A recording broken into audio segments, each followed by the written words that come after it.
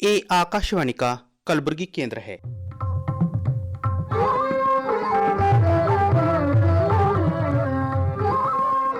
प्रस्तुत है हमारा मासिक हिंदी कार्यक्रम नवरस।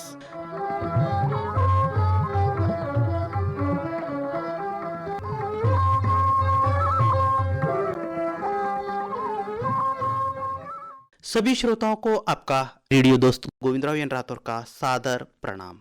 आज इस कार्यक्रम में सुनेंगे एक नजर हैदराबाद संस्थान की आजादी दिवस पर। इस विषय को साझा करेगी अंबुजा मलखेड़कर जी और साथ ही हिंदी दिवस के अवसर पर हिंदी भाषा का महत्व, इस विषय पर अपनी विचारधाराएं प्रस्तुत करेगी एक्ट एनवी स्कूल की अध्यापिका ज्योति जोशी जी। दोस्तों, हम सब ये जानते हैं कि अंग्रेज जब भारत छोड़कर जाते समय अपने देश को भारत और पाकिस्तान के नाम पर दो हिस्सों में बंटवारा कर आजादी देकर चले गए और जाते जाते उस समय अपने देश में जो स्वतंत्र राजघराने थे उन राजघरानों को यह कह के चले गए कि आप चाहे भारत में या पाकिस्तान में विलय हो सकते हो या फिर आजाद राष्ट्र के तौर पर भी रह सकते हो। अंग्रेजों के इस बात पर सहमत होकर कश्मीर, जूनागढ़ और हैदराबाद रियासत के राजाओं ने आजाद रहने को ठान लिया। इस रियासतों को तत्कालीन गृह मंत्री सरदार वल्लभ भाई पटेल जी और कई स्वतंत्रता के सेनानियों ने कड़ा संघर्ष कर भारत में विलय करने में जुट गए। तत्पश्चात जूनागढ़ और कश्मीर भारत राष्ट्र में विलय हो गए, लेकिन हैदराबाद का निजाम इस देश में विलय होने को साफ इनकार किया तो उनके रजाकार सैनिक और कासिम रजवी इस रियासत के हिंदुओं पर जुल्म करने लगे। यहाँ के स्वतंत्र सेनानियों ने इन रजाकारों के खिलाफ जंग लड़ने लगे और भारत सरकार से सहायता की मांग करने लगे। तब पटेल जी हैदराबाद रियासत के खिलाफ पुलिस एक्शन कर 17 सितंबर सन 1948 के दिन इस हैदराबाद रियासत को भारत में विलय किया। पूरे भारतवर्ष को 15 अगस्त 1947 के दिन आजादी तो मिली, लेकिन इस हैदराबाद की रियासत में जी रहे लोगों को देश की आजादी के 13 महीनों बाद यानी 17 सितंबर 1948 के दिन आजादी मिली। अब इस हैदराबाद संस्थान की आजादी को 75 वर्ष पूरे होने जा रहे हैं। इस अवसर पर एक नजर हैदराबाद संस्थान की आजादी दिवस पर इस विषय को साझा करेगी अंबुजा मलखेड़कर जी। 15 अगस्त 1947 में हमारा देश 200 वर्षों बाद अंग्रेजी हुकूमत की गुलामी से पूरी तरह आजाद हो गया था, जिसके आजाद होने के पीछे हमारे देश के बहुत से स्वतंत्रता संग्राम सेनानियों के योगदान की अहम भूमिका है, जिन्होंने अपने प्राणों की परवाह किए बिना देश की आजादी के लिए खुद को निछावर कर दिया। ऐसे सभी स्वतंत्रता सेनानियों की निस्वार्थ देशभक्ति को याद करें, उन्हें श्रद्धांजलि अर्पित कर हम सब देशवासियों द्वारा हर वर्ष देश की आजादी के दिनों को याद करके बड़े ही सम्मान के साथ अपने राष्ट्रीय ध्वज लहराते हैं। इसी संदर्भ में 17 सितंबर को हम हैदराबाद कर्नाटक आजादी दिवस मनाते हैं। पर यह क्यों मनाया जाता है, इसकी एक दुखद लंबी कहानी है। आज उस कहानी को संक्षिप्त में सुनाने का एक छोटा सा प्रयास मैं कर रही हूँ।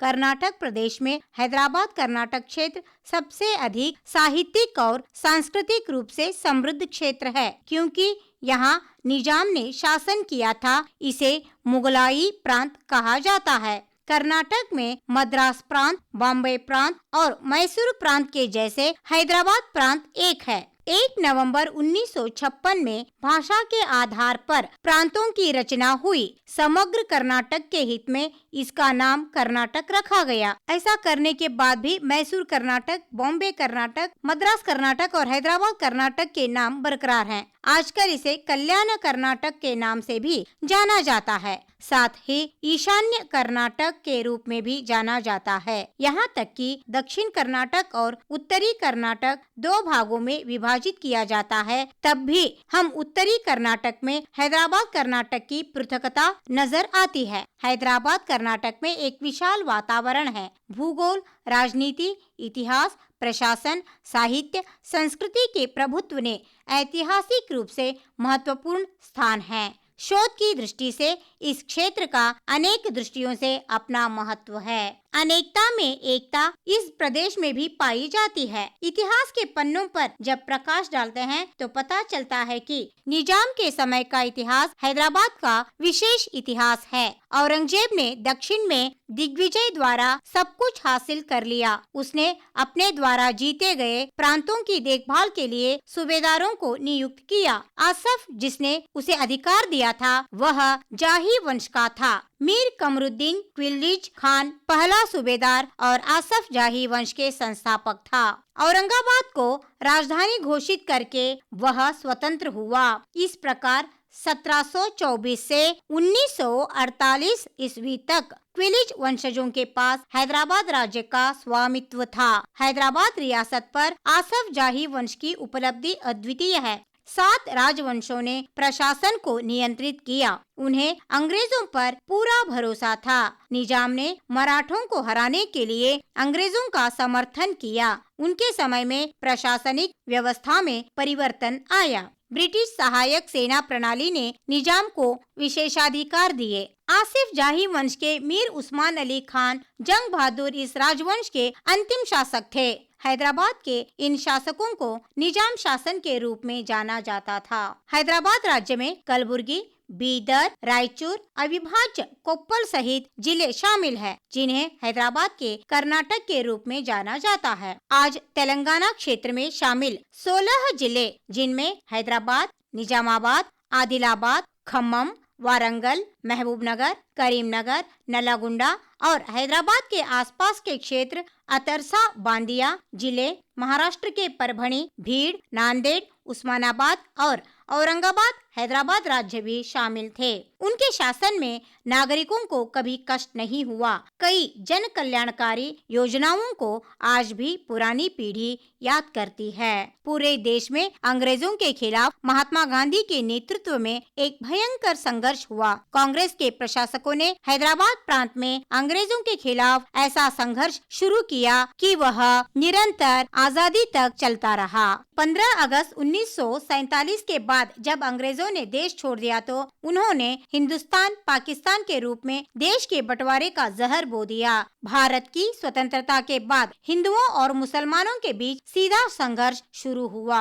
जब हैदराबाद का राजा मुस्लिम था, हैदराबाद संस्थान के 80% नागरिक हिंदू थे। प्रजा ने राजा को कभी मुसलमान के रूप में नहीं देखा। यहाँ तक कि निजाम भी कभी हिंदुओं के साथ भेदभाव नहीं किया। ऐसे अनुकूल स्थिति में कासिम रजवी लातूर में एक साधारण वकील था। वह धर्मांतरित मुस्लिम था, लेकिन वह इत्तेहाद समाज के एक शक्तिशाली नेता बन गया। कासिम रजवी का मुख्य उद्देश्य निजाम के एक स्वतंत्र राष्ट्र के सपने को साकार करना था। आजादी के बाद भी कासिम रजवी ने हैदराबाद संस्थान को एक स्वतंत्र राष्ट्र घोषित किया।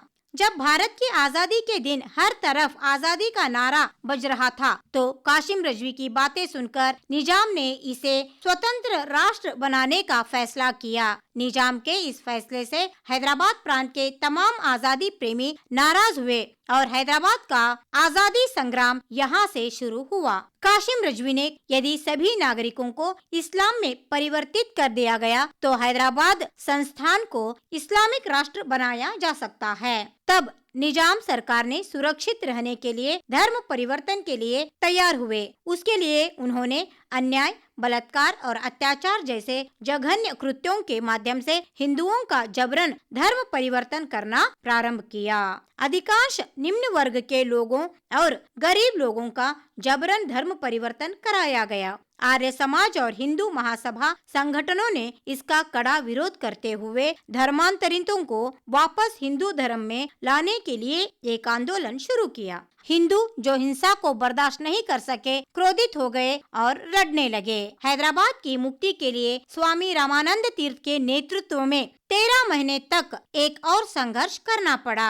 जिन राष्ट्रीय नेताओं ने भारतीय स्वतंत्रता संग्राम में भाग लिया और अपना सर्वस्व न्यौछावर कर दिया, उनका उद्देश्य केवल अंग्रेजों को भारत से मुक्त कराना ही नहीं था, अखंड भारत का विचार उन्हीं का था। यह महसूस किया गया कि यदि ये राज्य स्वतंत्र रहा तो संघर्ष व्यर्थ होगा। तत्कालीन गृह मंत्री और उप प्रधानमंत्री लौह पुरुष सरदार वल्लभ भाई पटेल जी ने उन सभी छोटी रियासतों के राजाओं को बुलाया जो स्वतंत्र रहना चाहते थे और उन्हें विश्वास दिलाया कि यदि वे भारत संघ में शामिल हो गए तो भारत सरकार उनकी रियासतों के सभी सम्मानों को जारी रखेगी। फिर सभी भारत संघ में शामिल हुए। हालांकि हैदराबाद के निजाम पटेल के प्रस्ताव से सहमत नहीं थे और इस बात पर जोर दिया कि हैदराबाद एक स्वतंत्र राष्ट्र बना रहेगा। इसलिए हैदराबाद के शासकों के विरोध में एक नया संघर्ष अनिवार्य हो गया। यह संघर्ष 15 अगस्त 1947 से 17 सितंबर 1948 तक लगभग 13 महीने तक चला। इसे दूसरा स्वतंत्रता संग्राम कहा जा सकता है। इस मुक्ति संग्राम को दबाने के लिए और अपने शासन के खिलाफ आवाज उठाने से रोकने के लिए स्वतंत्रता के बाद निजाम सरकार ने सभी स्वतंत्रता सेनानियों को सामूहिक रूप से गिरफ्तार कर लिया। हैदराबाद में कांग्रेस पार्टी पर प्रतिबंध लगा दिया। हैदराबाद के इमरोज उर्दू अखबार के संपादक शोएब खान, जो निजाम की सरकार के नाम पर रजाकारों द्वारा किए जा रहे अत्याचारों को यथावत प्रकाशित कर रहे थे, उन्हें देशद्रोही कहा गया और रजाकारों ने उन्हें सड़क के बीच में मार दिया। उन्होंने घोषणा की कि अगर किसी ने सम्राट निजाम के खिलाफ आवाज उठाई तो शासन के साथ विश्वासघात होगा।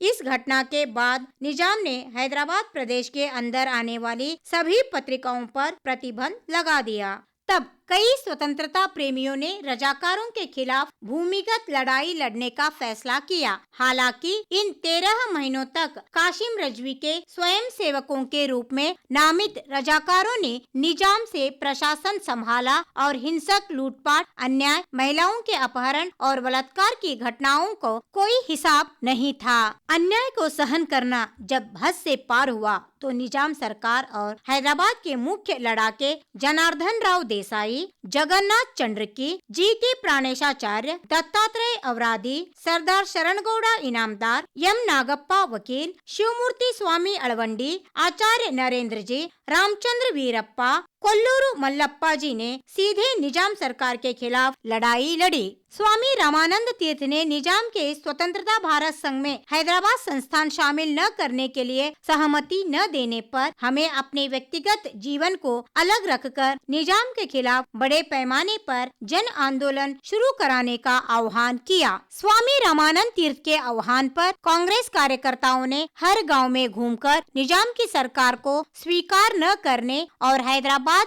संस्थान को भारत संघ में शामिल करने का दबाव बनाने के लिए एक जन जागरूकता अभियान शुरू किया। हर जगह खुली बैठकें हुई और लोगों को डर के साए में से बाहर निकालकर लड़ने के लिए प्रेरित किया। कांग्रेसियों के इस संघर्ष से भयभीत निजाम सरकार ने प्रमुख नेताओं की गिरफ्तारी हुई तो लड़ाई शांत हो जाएगी, यह सोचकर पहले स्वामी रामानंद तीर्थ सहित महत्वपूर्ण नेताओं को गिरफ्तार करना शुरू कर दिया। निजाम सरकार ने एक ही दिन में 516 लोगों को गिरफ्तार कर कीर्तिमान स्थापित किया, पर उनका मोह भंग हो गया क्योंकि उन्होंने सोचा था कि संघर्ष कम हो जाएगा। ऐसा नहीं हुआ और अधिक उग्रवादी समूह उठ खड़े हुए। लड़ाके तिरंगे झंडे लहराते हुए पूरे हैदराबाद संस्थान में हर जगह सड़कों पर उतर आए। निजाम की पुलिस और रजाकारों का मुकाबला करने के लिए स्वतंत्रता सेनानियों ने हैदराबाद राज्य के आसपास स्वतंत्र भारत के गांवों में सीमावर्ती शिविर स्थापित किए।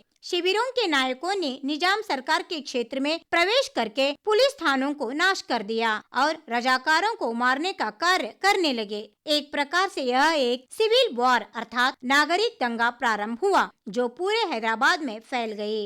इन्हें रोकने के लिए कासिम रिजवी ने प्रत्येक सीमा क्षेत्र में पुलिस अधिकारियों को नियुक्ति की। इस लड़ाई में आम नागरिकों पर बहुत अन्याय अत्याचार हुआ। निजाम ने पुरुषों को एक और कैद करके महिलाओं पर अत्याचार करने लगा। खुलेआम उन पर गोली चलाकर मारने लगा।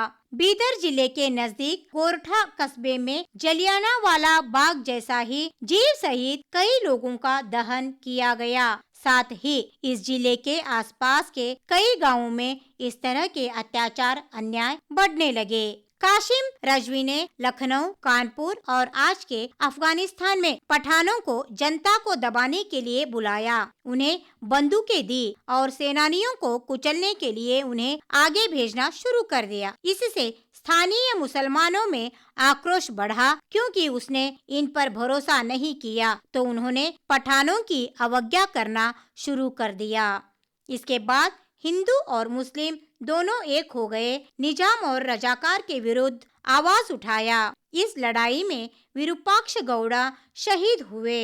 जब हैदराबाद प्रांत में अन्याय अत्याचार बढ़ने लगा तो उप प्रधानमंत्री सरदार वल्लभ भाई पटेल जी ने सेना को निजाम और रजाकार सैनिकों पर हमला करने की आदेश दी। भारतीय सेना, जिसे खुफिया जानकारी के माध्यम से पता चला कि निजाम के सेना नलदुर्ग किले में इकट्ठी थी, इसलिए दिन में हमला न करके रात होने तक प्रतीक्षा की। आधी रात के आसपास गधों को बैटरी बांधकर किले के चारों ओर के पहाड़ी पर चढ़ा दिया। किले के अंदर निजाम के सैनिकों ने कि सैनिक आ रहे हैं, यह सोचकर गधों पर गोलियां चला दी। बदले में गोलियों की आवाज नहीं आई तो सभी भारतीय सैनिक मर गए या भाग गए, यह सोचकर वे चीख चीख कर नाचने लगे। निजाम की सेना जहां खुशी के उन्माद में थे, वहीं भारतीय सेना ने तड़के करीब 4 बजे किले पर हमला बोल दिया। निजाम की सेना को जवाबी गोलीबारी करने का कोई अवसर नहीं मिला, इसलिए बड़ी संख्या में सैनिक मारे गए। अन्य सैनिकों ने भारतीय सेना के सामने शस्त्रों के साथ आत्मसमर्पण कर दिया। जब भारतीय सेना और वायु सेना ने हैदराबाद प्रांत पर आक्रमण किया तो उग्र स्वभाव के निजाम के पास आत्मसमर्पण के अलावा कोई विकल्प नहीं था। 17 सितंबर 1948 को निजाम ने आत्मसमर्पण कर दिया और सभी जिला कलेक्टरों को हैदराबाद संस्थान के सेना को हर जगह से वापस लेने और शांति बनाए रखने के लिए एक रेडियो के माध्यम से भाषण करते हुए घोषणा की कि हैदराबाद संस्थान को भारत संघ में शामिल कर दिया गया है। वास्तव में यह लड़ाई मुस्लिमों के विरुद्ध नहीं था, यह मात्र कासिम रिजवी के धर्मांतरण तथा अन्याय अत्याचार के विरुद्ध था। हमारे पूर्व प्रधानमंत्री दिवंगत पीवी नरसिम्हा राव जी ने हैदराबाद कर्नाटक आजादी के सुवर्ण महोत्सव मनाने का आदेश दिया। फलस्वरूप कलबुर्गी शहर में तिम्मापुरी सर्कल कहा जाता है, उस जगह पर लौह पुरुष सरदार वल्लभ भाई पटेल जी की प्रतिमा को स्थापित किया गया। निजाम और रजाकार के बीच जो लड़ाई लड़ी गई, इसमें हैदराबाद कर्नाटक प्रदेश के कई लोगों ने अपना प्राण त्याग दिया। इसी के फलस्वरूप आज कल्याण कर्नाटक अपना आजादी का अमृत महोत्सव मना रहा है। आज इस भाग में कई सांस्कृतिक कार्यक्रम प्रारंभ हो गए हैं। आज के युवाओं को प्रेरित करने के लिए बलिदानियों के जीवन के बारे में महत्वपूर्ण जानकारी तथा खेल का आयोजन किया जा रहा है। साथ ही सांस्कृतिक उत्सवों में कई प्रतियोगिताओं का आयोजन किया जा रहा है। यह एक राष्ट्र उत्सव है। हमें अपने पूर्वजों पर गर्व है कि उन्होंने हमारे उज्जवल भविष्य के लिए और देश के लिए अपना प्राण त्याग दिया। आइए आज उन वीर शहीदों को नमन करते हुए कल्याण कर्नाटक के आजादी के अमृत महोत्सव खुशी से मनाएंगे। अभी आप अंबुजा मलखेड़कर जी से एक नजर हैदराबाद संस्थान की आजादी दिवस पर उनकी बातें सुन रहे थे। अब सुनिए हिंदी दिवस के अवसर पर हिंदी भाषा का महत्व, इस विषय पर एक्ट एनवी स्कूल की अध्यापिका ज्योति जोशी जी की विचारधाराएं। हिंदी मेरी ईमान है, हिंदी मेरी पहचान है, हिंदी हूँ मैं, वतन भी मेरा प्यारा हिंदुस्तान है। निज भाषा का नहीं गर्व जिसे, क्या प्रेम देश से होगा, उसे वही वीर देश का प्यार है, हिंदी ही जिसका नारा है। हिंदी को 14 सितंबर 1939 को भारत की भारतीय राष्ट्रीय भाषा के रूप में अपनाया गया। तब से हिंदी भाषा को एक उच्च दर्जा प्राप्त हुआ और इसी उपलक्ष्य में हम प्रत्येक वर्ष 14 सितंबर को हिंदी दिवस मनाते हैं। हिंदी एक इंडो आर्यन भाषा है जिसे देवनागरी लिपि में भारत की आधिकारिक भाषाओं में से एक के रूप में लिखा गया है। हालांकि इसे 26 जनवरी 1950 को देश के संविधान द्वारा आधिकारिक भाषा के रूप में इस्तेमाल करने के विचार को मंजूरी दी गई। हिंदी को आधिकारिक रूप में इस्तेमाल करने के दिन को हिंदी दिवस के रूप में मनाया जाता है। हिंदी दिवस को उस दिन को याद करने के लिए मनाया जाता है जिस दिन हिंदी हमारे देश की आधिकारिक भाषा बन गई। यह हर साल हिंदी के महत्व पर जोर देने और हर पीढ़ी के बीच इसको बढ़ावा देने के लिए मनाया जाता है। हिंदी दिवस एक ऐसा दिन है जो हमें देशभक्ति भावना के लिए प्रेरित करता है। दुनिया भर में ऐसे कई शब्दों का प्रयोग किया जाता है जो लगता है कि अंग्रेजी के शब्द हैं, परंतु वास्तव में शब्द हिंदी भाषा से हैं।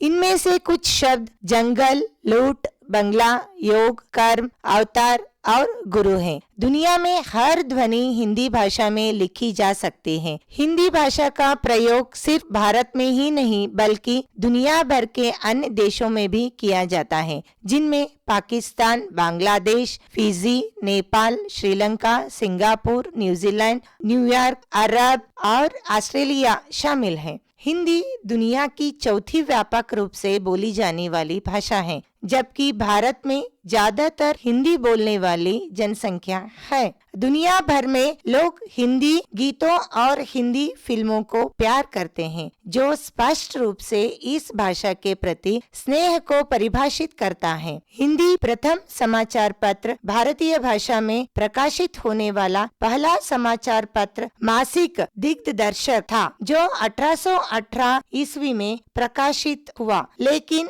विवाद रूप से भारत का सबसे पहले प्रमुख समाचार पत्र संवाद कौमुदी था। इस साप्ताहिक पत्र का प्रकाशन 1821 में शुरू हुआ था और इसके प्रबंधक संपादक थे प्रख्यात समाज सुधारक राजाराम मोहन राय थे। भारत के पहले हिंदी समाचार पत्र उदांत मार्तांड को पहली बार साल 1826 में 30 के रोज ही प्रकाशित किया गया था। हिंदी साहित्य के बारे में कुछ जानने की प्रयास करेंगे। आदिकालीन प्रमुख कवि और उनके रचनाओं पर एक नजर डालेंगे। बिसलदेव रासो चांदबरदाई रचना है उसकी। पृथ्वीराज रासो दलपति रचना है। हरिप्रसाद शास्त्री बौद्ध गान और दोहा। हिंदी साहित्य और भाषा जानने के लिए मुंशी प्रेमचंद जी की उपन्यास, कथा और कहानियाँ हमें समाज में चलने वाले रूढ़ियाँ, रिवाजों और बदलाव के बारे में जानकारी देते हैं।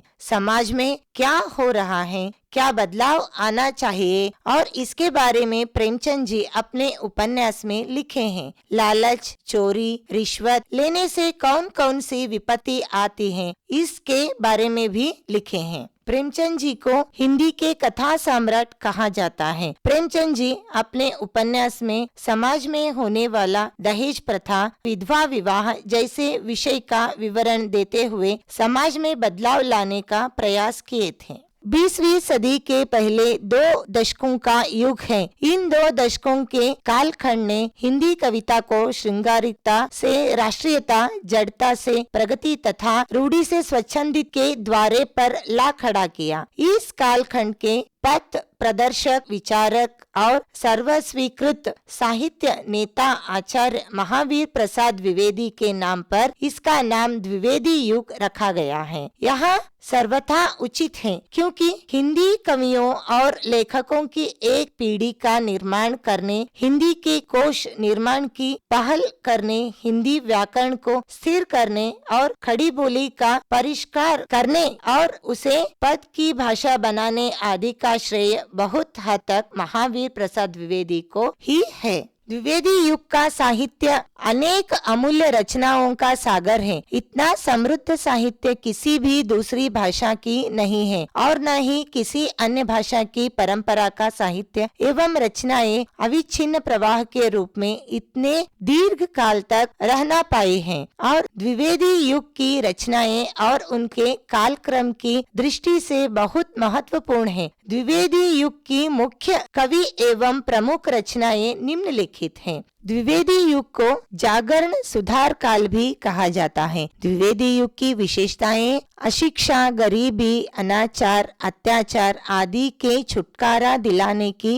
कामना, देश प्रेम एवं राष्ट्रीयता का संदेश, मनोरम प्रकृति चित्रण, नारी के प्रति सहानुभूति की भावना, समाज सुधारक के प्रयास, नैतिकता एवं आदर्शवादी की पुष्टि, सत्यम शिवम सुंदरम का विधान, सरल सुबोध एवं सरस खड़ी बोली में काव्य की रचना। इस युग के कवियों ने हिंदी काव्य को श्रृंगारकता से राष्ट्रीयता, रूढ़िवादिता के स्वच्छंदता और जड़ता से प्रगति की ओर ले जाने में अपना महत्वपूर्ण योगदान दिए। द्विवेदी युगीन चेतना, राष्ट्रीय प्रेम, सामाजिक चेतना, भक्ति, प्रकृति और भाषा सभी स्तरों पर प्रखर दिखाई पड़ती हैं। यह युग सुधारवादी युग या जागरण सुधारण काल भी कहलाता है। इस युग के कवियों ने सामाजिक समस्याओं तथा दहेज प्रथा, नारी उत्पीड़न, छुआछूत वाला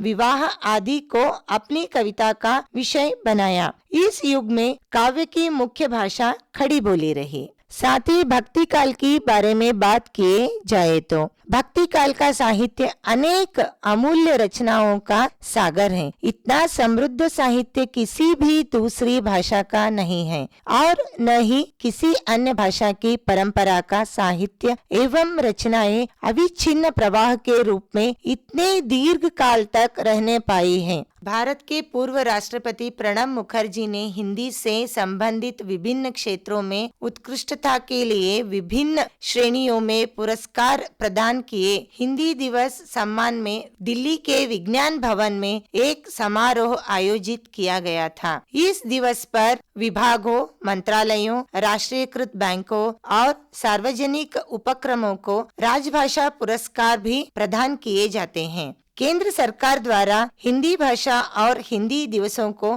महत्व और मान्यता देने की दिशा में बढ़ोतरी हुई है। भोपाल में आयोजित एक विश्व हिंदी सम्मेलन में प्रधानमंत्री नरेंद्र मोदी जी ने कहा कि अंग्रेजी, हिंदी और चीनी डिजिटल दुनिया पर शासन करने जा रहे हैं ताकि भाषा के महत्व पर जोर दिए जा सके।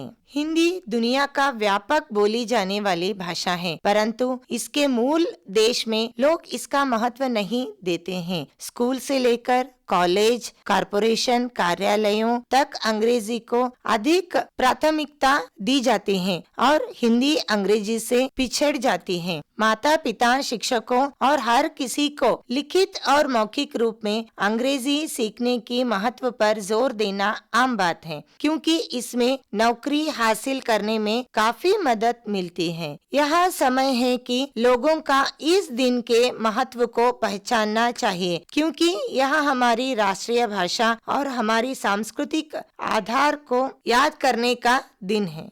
दुखदाई है कि नौकरियां और शैक्षिक पाठ्यक्रमों के लिए भी लोगों को स्मार्ट होना पड़ता है, क्योंकि नौकरी पर रखने वाले अधिकारी उन्हें उनके अंग्रेजी संबंधित ज्ञान के आधार पर चुनते हैं। बहुत से लोग सिर्फ इसलिए काम करने का अवसर खो देते हैं क्योंकि वे अंग्रेजी को धारा प्रवाह नहीं बोल पाते हैं। हिंदी दिवस ऐसे लोगों को जगाने का प्रयास है और उनमें हिंदी भाषा के लिए सम्मान स्थापित करने का ध्येय है। अब तक आप हिंदी दिवस के अवसर पर हिंदी भाषा का महत्व इस विषय पर एक्ट एनवी स्कूल की अध्यापिका ज्योति जोशी जी की विचारधाराएं सुन रहे थे, उन्हीं की आवाज में।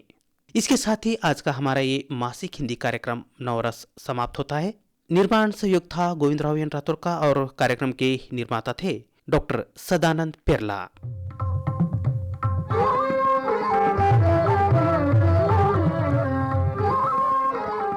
अब आपके रेडियो दोस्त गोविंदराव एन राठौर को अनुमति दीजिए। शुभ रात्रि।